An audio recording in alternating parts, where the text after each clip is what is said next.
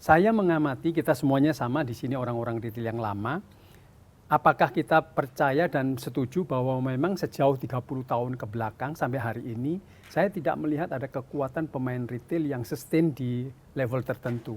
Saya pikir-pikir lihat, kok yang problem itu bukan salah modern trade-nya, format, tapi yang jalanin. Carilah CEO yang nasional buat saya sih gitu ya. Yang ngerti budaya lokalnya, Pak. Ngerti ya, saya rasa yang dimaksud Culture-nya. Pak Puji itu sebenarnya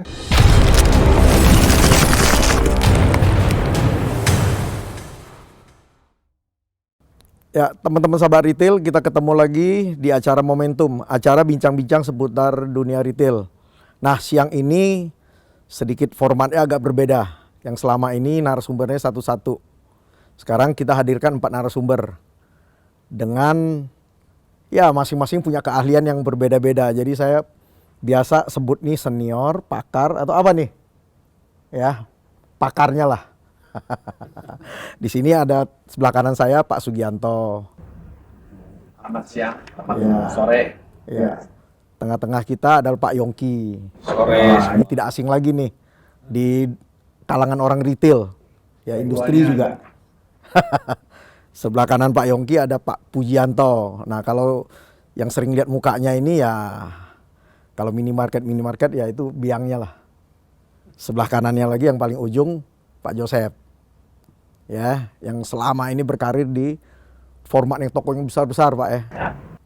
Nah, kita karena ini ahlinya, pakarnya, senior, ada yang pensiun, tapi masih tetap kayaknya berkarya, Pak. Produktif. Nah, kita mau mulai dari mana dulu nih? Paling kanan dulu lah. Sebagai tuan rumah. Ya Pak Sugi. Pak Sugi yang kita kenal kan, saya kenal beliau kira-kira 20-an tahun lebih lah Pak ya. Hampir 30 tahun. Karena Yongki kan pengalamannya 30 hampir. Ya pasti saya lebih duluan. Jadi banyak berkecimpung karena kita ya karena ada kepentingan space, Pak Sugi selalu mengembangkan supermarket saya lihat zaman itu Pak. Tapi mungkin sedikit bisa ceritakan background asal muasal Pak Sugi Pak sampai Ya, sekarang. Sampai sekarang ya. Jadi background saya awalnya memang saya orang teknik sipil, Ya. orang bangunan, tapi nyasar ngerebut kerjaannya orang marketing atau orang bisnis.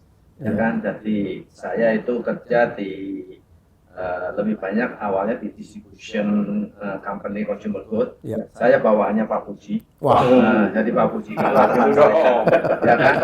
Jadi biangnya di sana, Pak, ya? Biangnya di sana sebenarnya harusnya dia dulu. Pencetaknya. Pencetaknya. Jadi saya belajar sama Pak Puji banyak, yaitu di grupnya Indomarko, ya untuk distribusi Indomie, Supermie, ya. Kemudian ya habis itu kerja grupnya kebetulan Indomarko itu bikin supermarket, Ya. ya. Jadi ada supermarket, maka waktu itu kebetulan saya dipercaya untuk megang Superindo, ya. Jadi awalnya sih nggak ada Superindo, jadi kalau ditanya ada Superindo, ya satu kita bentuk Superindo, joinan sama grup Edelweiss Belanda. Ya. Terus habis itu Belanda dengan lokalnya Belandanya dari dengan Salim. Salim, Ya. ya grupnya Salim. Jadi yang melahirkan singa dia. ya singa di Indonesia Superindo awalnya lahir dari situ. Ya. Nah, kemudian habis itu tetap jadi kuli orang lagi, yaitu saya ditarik sama Pak Joni Andrea. Oh. Waktu itu membuat yang namanya Bretok, kemudian habis setahun kemudian melahirkan Ciko. Ya. Habis dari sana saya balik lagi ke supermarket lagi, ya, ke grupnya Hero, ya dari Reva, ya, untuk tetap pegang yang namanya supermarket.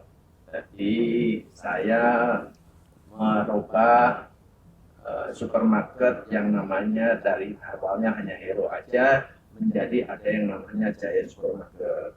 Ya, beberapa Hero dirubah menjadi Giant Supermarket karena menurut kita pada waktu itu segmennya sudah nggak pas kalau dibikin semua segmen yang middle itu pakai Hero, yang up juga pakai Hero. Dan pada waktu itu yang middle kita pakai yang Giant.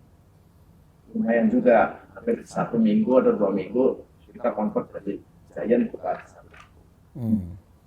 Habis itu masuk ke range market farmers. Ya, waktu itu Pak Nugroho yang meminta saya untuk mengembangkan range market sama farmers karena go public, jadi mau expand, jadi lebih banyak expand di farmers dan marketnya akan lebih eksklusif.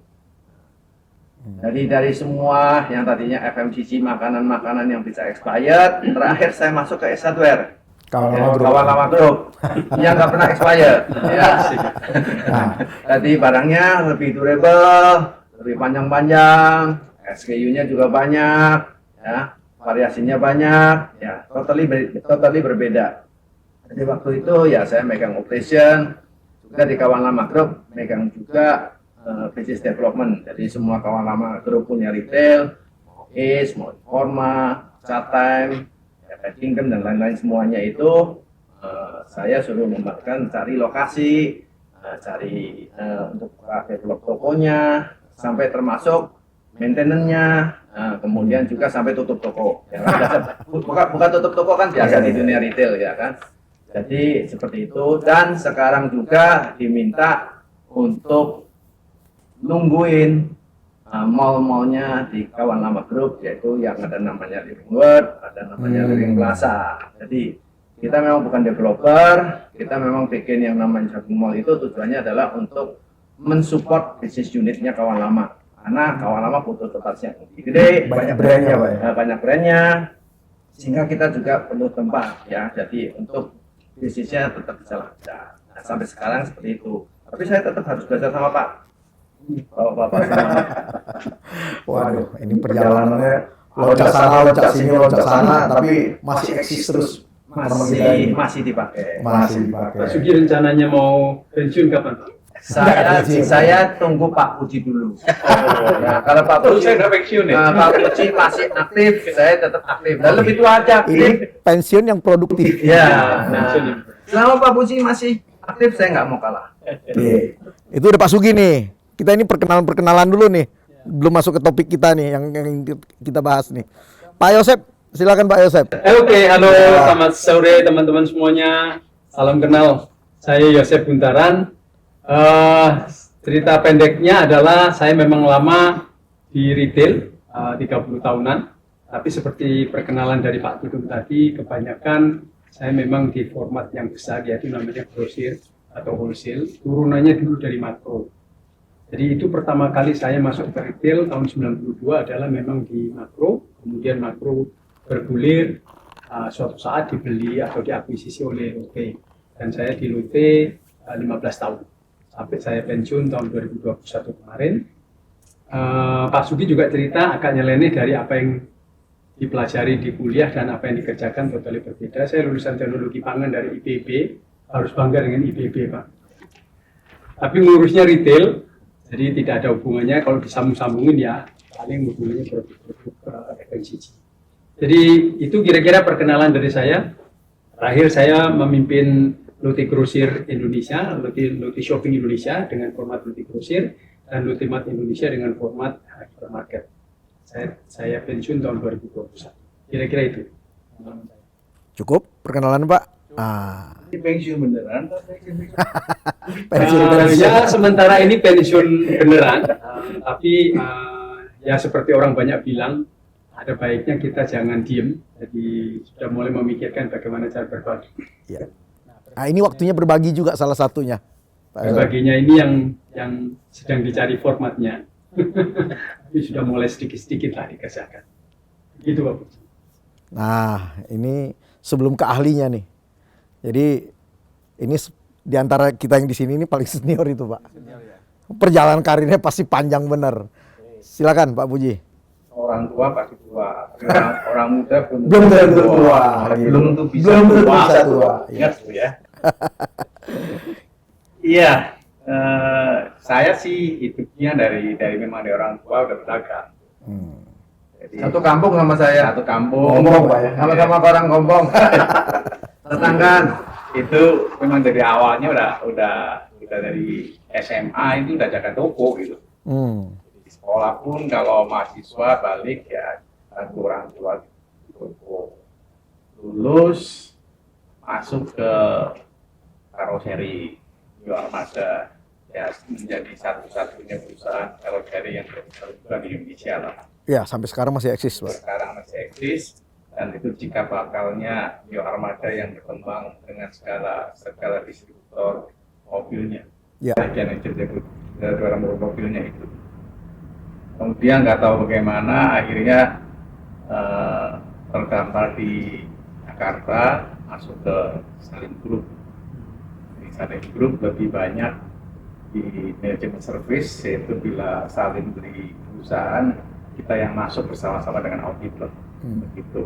Jadi kenal beberapa industri, mulai dari mie, mulai dari CPO, kelapa sawit, batu bara, dan sebagainya.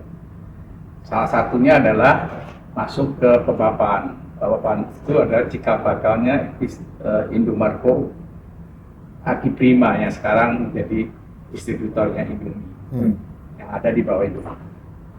Saya jadi anak buahnya. Ketemu lah Pak. Satu alma mater, Pak. Satu alma mater. Nah, kemudian akhirnya kita masuk ke retail. Di situ pertama di yang si biru itu, di Indomaret itu, kemudian juga waktu ngambil alih GLL sama dengan Pak Sugi, buat logonya saya ingat betul, logonya singa itu. Cikal bakal Superindo berarti, Pak ya? Superindo. Kemudian juga ada tugas juga di Indogrosir, kemudian terakhir terdampar di Alfamart. Nah sekarang karena saya juga mau pensiun, nggak mau terus kerja gitu, ya pensiun, tapi diminta masih awasin sedikit di Alfamart di Filipina, itu aja sih. Jadi hidupnya sederhana, nggak kayak Pak Suki loncat-loncat, enggak. Saya sebenarnya nggak loncat loh. Saya nggak loncat, saya cuma geser. Membantu produktivitas yang membutuhkan. Dibutuhkan di mana saya dipakai ya. Tapi pada akhirnya sama, orang retail itu selalu akan berkecimpung di retail itu. Ketemunya gitu aja. nggak jauh-jauh tempatnya, muter sana muter tempatnya itu saja, Pak ya. Cuman ganti-gantian kadang-kadang. Kalau Pak Puji itu yang besarkan yang namanya si biru dan si merah si Indonesia. Jadi kalau orang mengatakan yang paling ya mungkin saya ya. Memberikan lapangan kerja penduduk Indonesia yang demikian banyak. Coba karyawannya yang biru sama yang merah itu total kalau total mungkin sudah 300.000. Ya. Nah ini sebelum ke Pak Yongki nih Pak, sedikit Pak sebelum saya lupa. Waktu Bapak meninggalkan Indomaret, posisi Indomaret berapa toko Pak? Kurang lebih 350 mungkin ya. 350. Baru masuk ke Alfamart. Iya, 34 toko. Makanya. Sekarang 20. Iya, posisi ya di Indomaret ini berapa toko tadi? 350. 350. Masuk ke Alfamart 34 34. tahun 2001 ya. Nah, diminta oleh Pak Joko untuk khusus memegang Alfamart Pak ya. Ya karena waktu itu tuh Pak Joko itu bersama Pak Putra Sampurna tuh sudah membuat namanya Alfamidi Mart. Iya. Di mana pada saat itu mereka sama sebenarnya antara grup ini dengan grup ini. Grup ini juga membuat untuk tujuannya adalah stabilisasi harga mie. Yang ini adalah stabilisasi harga rokok. Itu. Tugas utama itu sebenarnya.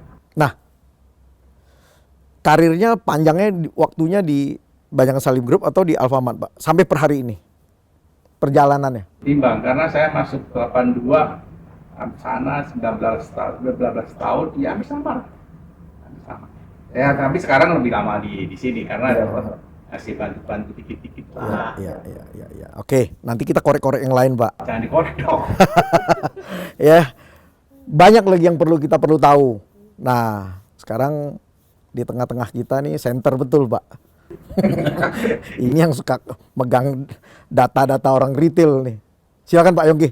Ya, oke. Selamat siang, sore semua. So, intinya background saya orang computer science, nyemplung di dunia research.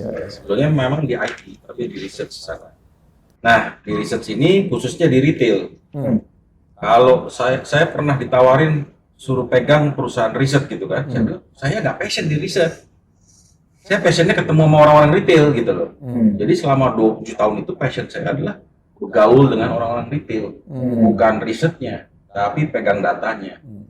Dulu kan saya selalu ajakin kerjasama teman-teman ini semua kan, karena teman-teman ini kan buka toko, nah, operasional doang. Nah, kita Nielsen memang punya kompetensi adalah ngumpulin data, dikelola, dibalikin lagi ke mereka dengan data market. Nah, inilah yang saya liatin ada nilai tambah buat timnya ya, mulai ngeliatin pasar. Kalau dulu kan memang mungkin nggak perlu data, sikat aja udah buka. Tapi lama-lama kompetisi tinggi, pengen lihat marketnya bagaimana gitu istilahnya. Ya kan, nah ini. Jadi dulu saya approach satu-satu. Paling sadis ya ini. Apa sadisnya, Pak? Dicuekin saya. Itu kau Pak Yogi. Belum tahu manfaatnya apa yang dibutuhkan. Iya, dia bilang nggak usah lah katanya data-data gitu. Masih inget banget saya. Karena Berapa tahun yang lalu ya? karena tokonya masih dikit mungkin, Pak. Masih malu-malu. Iya. Takut kepegang lagi. Gitu loh. Ya, tapi akhirnya apa namanya confidentiality apa ya ada faktor, tetapi faktor lebih penting adalah bagaimana membuat pasar lebih besar lagi gitu loh ya kan. Confidential selama bisa dipercaya, bisa dijaga ya nggak ada masalah gitu istilahnya. Sampai hari ini pun nggak ada masalah data bocor atau apa gitu, kan? Nah, buat saya lama-lama bergaul ngerti retail, tapi yang lebih penting buat saya kalau dulu kan selalu namanya business review, melihat apa yang sudah dikerjakan. Tapi buat saya bisnis itu saya belajar dari Pak Kuswanto juga, kita butuhnya bisnis preview. Mau ke depan, mau ngeliatnya, kasih tahu saya ke depan kayak apa. Nah, mulailah kita ngeliat apa, saya mulai ngelola data, kumpulin sana sini, dan mesti kasih namanya foresight. Jadi bukan lagi insight, foresight gitu loh. Menebak apa yang akan terjadi. Gitu. Lihat ke depan lah. Ya, gitu loh. Jadi sama pada waktu itu Indomaret, Alfamart muncul. Tapi waktu itu kan saya dapat data dari global juga bahwa hyper ini itu kencang, supermarket kan ya kan, sandwich gitu kan. Nah itu saya kasih info lah ke grupnya Alfamart semua, Pak hati-hati, waktu itu masih Alfa Gudang Rabat Pak. Ya kasih tahu ya itu dia, ya owner dari Alfa belok gitu kan. Minimarket nih gitu, ya itulah asal usulnya juga gitu. Tetapi ya ke depan juga ini perubahan kan. Nanti kita cerita mengenai dulu kan first consumer boom. First consumer boom makanya kita lihat. Dulu kalau buka toko kan cuma 200, 300 Pak ya. Terus kita pesta di puncak gitu kan, acara semua. Tapi terakhir-terakhir kan 1000, di atas 1000, udah nggak ketulungan tempatnya gitu. Nah ini ke depan juga formatnya juga berubah sebenarnya gitu, ya kan. Waktu itu kita juga sudah bicara format next-nya apa. Nah ini digarap sama Pak Puji, Alfa Midi. Ya, saya ingat banget waktu itu. Idenya muncul ya. Kita ada lunch Pak ya sama Pak Joko dan keluarga di Marriott waktu itu ya. Nah, terus diluncurkan lah. Waktu itu saya masih di Nielsen, saya bantulah launching di Le Méridien kalau nggak salah. Gitu loh. Nah, ini cikal bakal. Nanti ke depan ini mesti digarap lebih bagus lagi, formatnya lebih matengin lagi. Saya lihat deh. Kayak gini-gini Pak. Jadi kita kasih masukan juga bahkan ke grupnya wholesaler ya, makro semua kita kasih insight dan foresight juga seperti itu gitu. Tapi ya Indonesia kan bergerak terus gitu ya, so up and down ekonomi semua. Nah itu yang kita worry. Sampai hari ini pun meskipun saya sudah pensiun dari Nielsen, saya masih keep in touch dengan semua gitu loh, karena yakin karena posisi saya sebagai istilah saya adalah retail dan consumer strategis itu masih berguna gitu istilahnya. Masih berguna buat teman-teman, bahkan nggak cuma di retail FMCG. Kita juga involve di dunia mall, retail di mall, itu semua ya pusat belanja. Nah itu yang lebih gaya hidupnya lebih cepat lagi. Itu mesti karena perilaku konsumen Pak. Betul, agile banget. Perubahan baik. Paling parah adalah saya lihatin itu dia informasi yang beredar selama COVID-19. 2 tahun itu informasi seliwar-seliwur, saya bilang waduh ini ngaco banget gitu kan. Dibilangnya new normal, next normal gitu kan. Back to normal. Buat saya simple back to normal. Makanya saya gencar banget kasih info-info bahwa tenang aja, jangan dijual bisnisnya, tahan, ini pasti balik lagi gitu kan. Akhirnya kan sekarang kita lihat balik lagi semua. Nah, ini nanti harus kita bicara nih. Pada posisi retail, kan ini kita obrolan santai ya. Bagaimana retail ini berkembang sejak dari traditional trade masuk ke modern trade, karena kan beliau-beliau ini yang ikut berkecimpung nih. Sebenarnya kita juga boleh interview Tutum ya. Karena Tutum ini sebagai pelaku juga retail ya. Jadi kita juga sama-sama. Jadi setelah sampai per hari ini, karena memang ada kaitan dengan yang paling besar, saya kira terjadi gelombang ya 97-98, saya kira itu hanya masalah situasional ekonomi. Kalau sekarang kan merubah format sekali situasi sejak COVID ini. Nah tadi Pak Yongki sedikit menyinggung, tapi itu nanti Pak kita bahas lebih dalam Pak. Sekarang dari teman-teman yang tadi udah menceritakan background masing-masing, ini kita free untuk siapapun boleh menjawab Pak ya. Kalau kita lihat kan perkembangan retail di Indonesia sendiri kan masuk ke era modern trade lah. Itu dari tahun 70-80 ya. Nah ini ya semua boleh jawab ya. Bisa memberikan ininya pengalaman-pengalaman yang sudah dilalui. Kira-kira melihat hal ini sampai masuk ke dari traditional trade, modern trade sampai sekarang ini kira-kira gimana up and down-nya? Ya, Pak Yosef. Ya, sedikit saya kasih gambaran ini sesuai dengan beberapa saya selalu ditanya khususnya berhubungan dengan investor atau katakanlah orang melihat market di Indonesia. Kita kan tahu bahwa Indonesia ada 270 juta penduduk ya Pak ya. Ya. Dan selalu dianggap ini sebagai potensial market Big yang sangat market, luar biasa. Luasnya juga luar biasa, apalagi kalau dibahas katanya masih fokusnya di Jawa, jadi sepertinya di luar pulau juga masih banyak. Tapi saya mengamati, kita semuanya sama di sini orang-orang retail yang lama. Apakah kita percaya dan setuju bahwa memang sejauh 30 tahun ke belakang sampai hari ini, saya tidak melihat ada kekuatan pemain retail yang sustain di level tertentu. Malah yang terbukti adalah datang dan pergi. Ya, saya sendiri pernah di Makro, Ya. tahun 92 datang, luar biasa menjadi Eksisnya sesuatu. di negara mereka. Ya, kemudian tidak sampai lama, kemudian dijual. Selesai juga, Terakhir finish. ini ada Giant Ya. yang juga harus meninggalkan Indonesia. Dan saya banyak merek yang lain lah. Nah, jadi pertanyaannya sebetulnya adalah 40 tahun Pak Tutum tadi Ya. bilang, apa sih sebetulnya, mungkin Pak Yongki bisa bantu Ya. memberikan gambaran, apa garis merahnya di Indonesia ini yang 270 juta, Ya. luar biasa, potensi di atas kertas, tapi menjalankan retail ternyata tidak bisa sehebat yang ada dari data itu sendiri. Bayangkan kalau 270 juta itu memang selalu butuh, maka tentu saja modern market atau modern retail akan terus berkembang. Ya. Saya sedikit tahu sih Pak dari Nielsen juga, kan pengaruhnya katanya adalah komposisi GT MT Indonesia ini kan agak sedikit unik Ya. dibandingkan negara yang lain. Di mana GT kita katanya 68-70% ya Pak ya. Tapi apakah itu atau yang lain? Nah jadi saya ingin memberikan gambaran bahwa para investor lah atau top manajemen lah selalu kalau memberikan kita nih para profesional target-target. Kalau mau ngomong naik cuma 5%, 10% selalu dimarahin. 30%, 40%, Indonesia 270 juta penduduknya. Masa kamu naiknya cuma segitu? Tapi kenyataannya saya tidak pernah melihat bukti bahwa itu bisa diterjemahkan dengan adanya 270 juta penduduk. Nah, Sorry. kira-kira itu. Ini saya ingin maksud Pak Yosef ini, kalau kita lihat market kan ada Pak. Penduduk itu terus nambah, kebutuhan nambah. Iya. Berarti harusnya kenaikan itu harus dinikmati dengan pendapatan masyarakat ini juga naik, juga harus dinikmatin oleh para retail. GDP kita kan naik terus ya Pak ya? Iya. Tapi kenyataannya kemana ini Pak? Nah, apakah? Nah, ini untuk semua nih. Karena persaingan. Ya pasti. Pasti karena persaingan. Ya, Pak Sugi. Kalau saya, nanti sebelum senior saya, biar nanti senior dan penutup. Kalau saya lihatnya gini ya, saya lihatnya sebenarnya kalau kita lihat sejarah dari awal bahwa modern trade, itu kan awalnya benar-benar something yang baru. Waktu pertama kali ada Gelael, ada Hero, ada Golden Truly, ya kan. Nah, Golden Truly kan Golden nggak Truly ada, kemana itu udah sekarang? nggak ada gitu kan. Jadi, wah dulu kita kan senang sekali. Ini kalau yang pendengarnya milenial nggak tahu Golden Truly pasti. Apa itu? Apa itu Golden Truly? Gitu kan nggak tahu. Ya. Tapi dulu orang happy sekali, senang. Terus berikutnya masuklah yang large format, ya. Tiba-tiba large format masuk, gitu kan. Nah, minimarket baru lahir kalau nggak salah, gitu kan. Jadi, waduh, gede banget. Itu entertain, belanja seru-seru, gitu kan.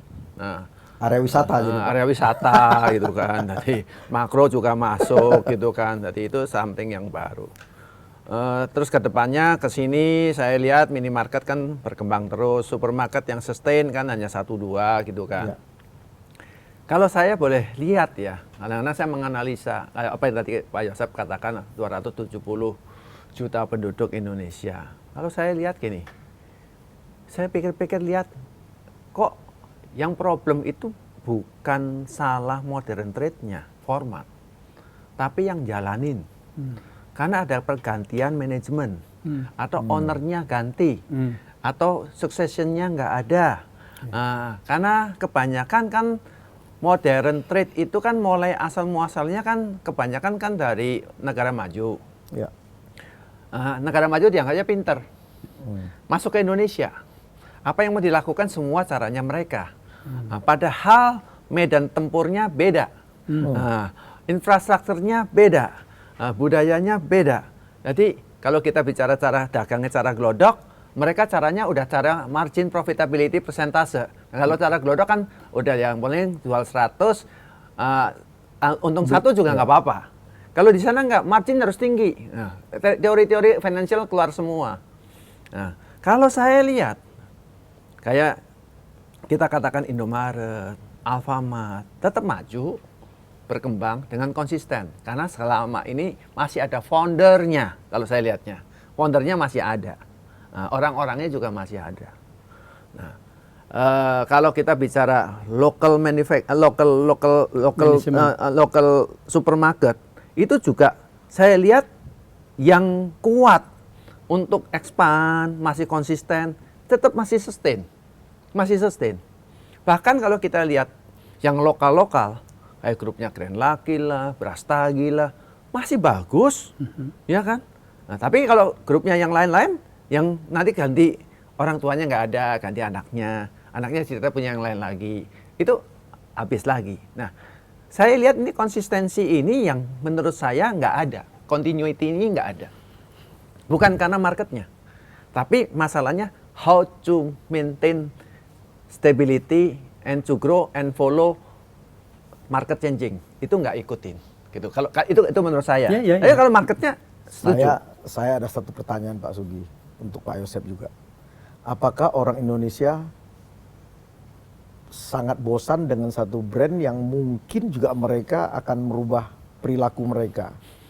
Sebelum lari ke Pak Buji, karena penting nih Pak. Bentar. Ini cikal bakal yang banyak juga berkecimpung melahirkan minimarket. Nah, kalau silakan Pak. Kalau saya lihatnya gini, contohnya kita bicara Indogrosir.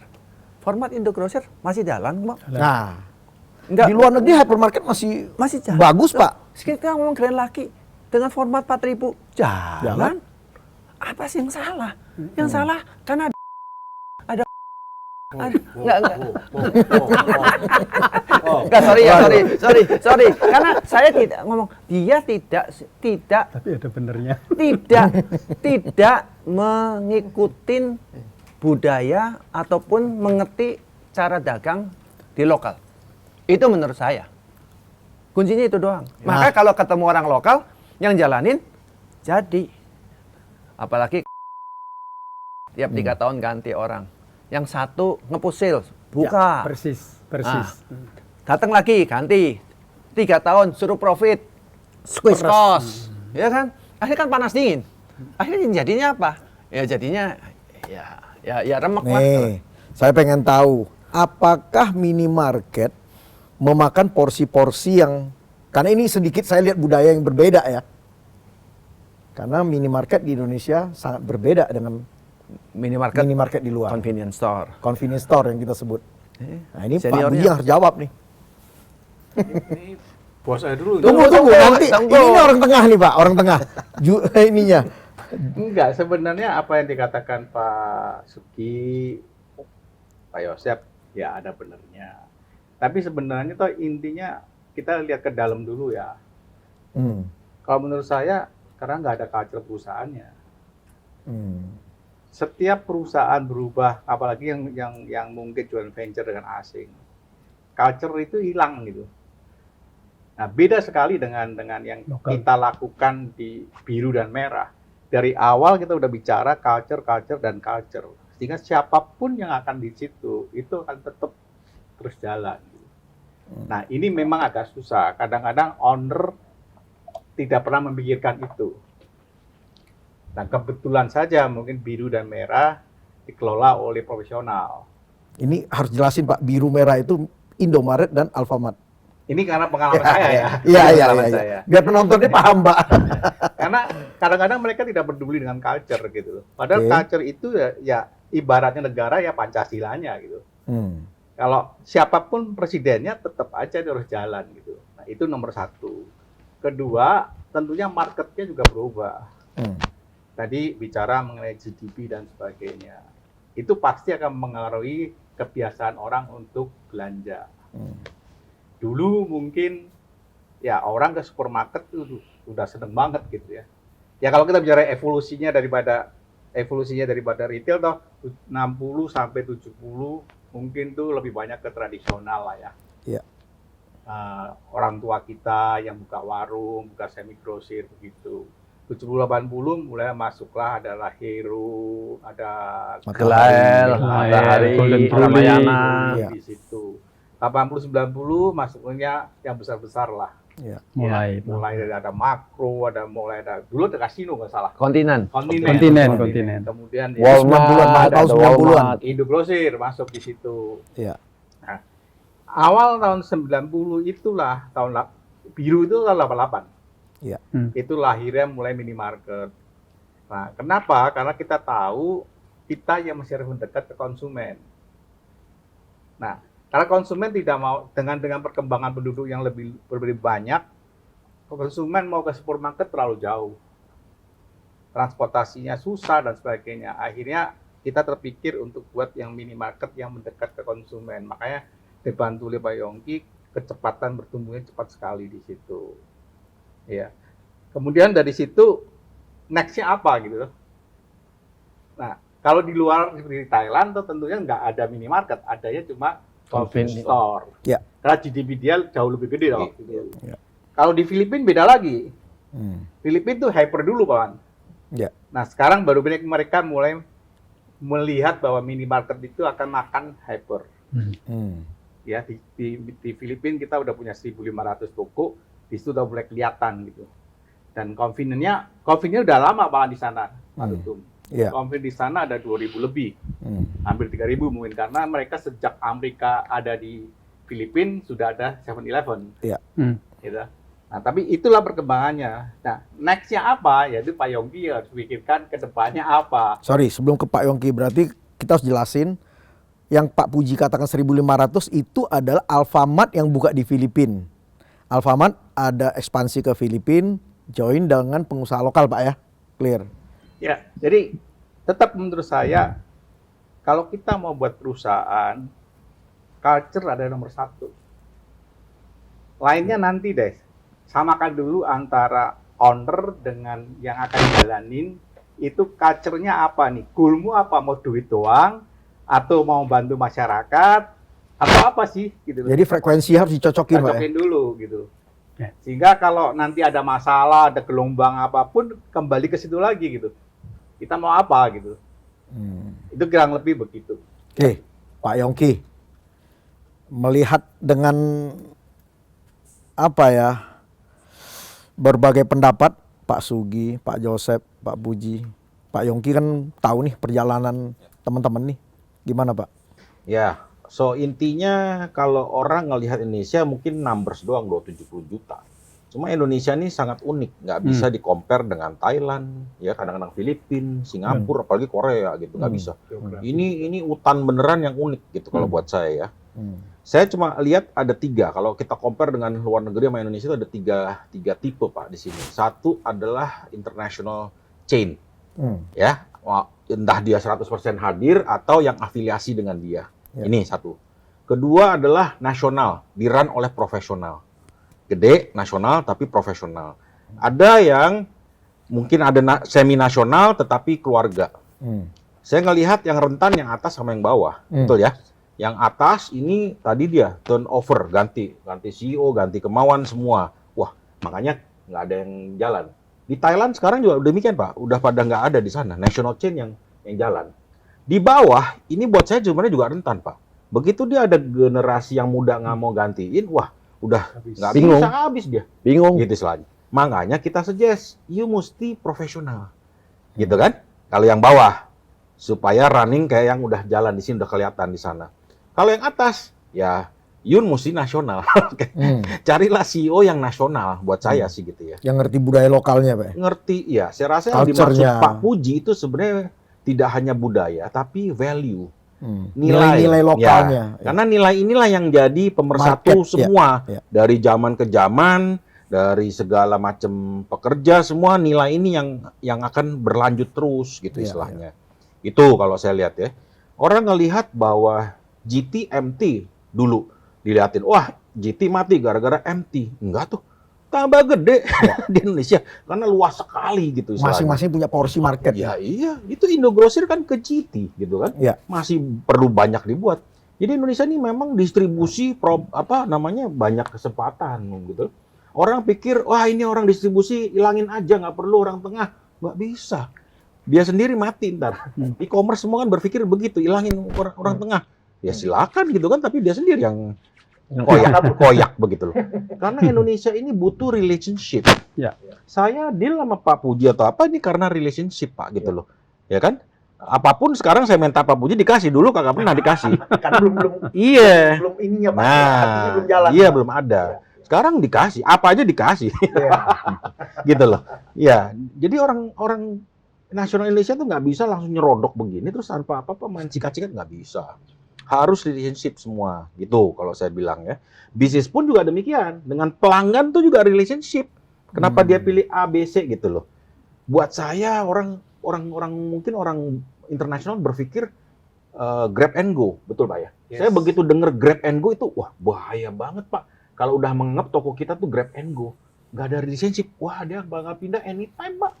You mesti punya relationship dengan si kasir lah, si toko lah, brandingnya semua, gitu loh Pak. Harus jatuh cinta, harus ada emosional istilahnya, gitu loh. Itu yang kita bangun. Jadi jangan sampai orang cuma datang beli keluar, waduh sayang banget itu, gitu loh. Nah kalau buat saya Pak, yang namanya e-commerce itu beli udah, gitu kan? Pencet-pencetnya beli. Relationship saya ke dia apa? Nggak ada Pak, gitu. Tapi kalau ke toko lain Pak, tukang parkirnya saya bisa tahu, kasirnya dia kadang-kadang bisa ngasih tahu, Pak ini udah datang Pak, mau ambil nggak? Gitu misalnya. Bosnya saya tahu, gitu semuanya. So it's all about social ya kalau buat saya, karena belanja itu adalah sosial, bukan untuk kebutuhan gitu loh. Nah itu yang saya lihat. So ke depan ya ini dia, saya cuma sebenarnya pengen izin minta nih, nggak cuma di videoin, tapi one time kita mesti bikin buku. Saya yakin ini guru-guru ini nih punya KPI Pak, contekan-contekan KPI selama karir mereka tuh. KPI itu maksudnya Untuk hitungan-hitungan, hitung-hitungan Pak gitu loh. Itu yang saya udah bergaul lama nggak dapat itu karena kan hitungan ada di kepala, mungkin ada di mana. Itu yang mesti dicatetin, dibikin buku itu. Intuisi dan feel-nya beda-beda. Ya, gitu loh. Ini kan jagonya supermarket. KPI supermarket apa tuh kalau buka toko? Kalau Pak Puji dulu kan pernah cerita ke saya, sikat terus, mau inflasi tinggi, mau inflasi rendah, sikat terus buka toko, betul Pak ya? Tapi kalau orang finance, waduh inflasi gede nih, wah daya beli turun nih, Maju mundur terus iya. Panas dingin. Ya, jadi intuisinya nggak ada. Kalau intuisinya udah lama di sini kan sikat terus, buka terus. Karena dia Tadi udah tahu ujungnya nanti. Iya. 300 versus 500 ya Pak ya. Iya.